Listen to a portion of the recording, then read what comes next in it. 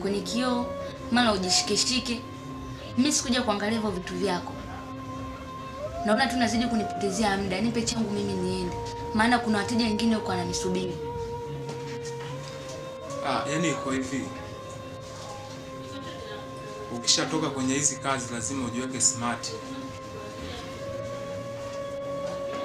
Kwa hiyo hii mizunguko ambayo nimeifanya hapa, wewe ulihisi labda pesa yako sitakupatia? Mimi sikuja kuangalia smart wako.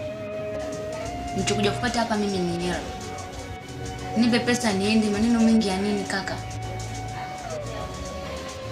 Sawa.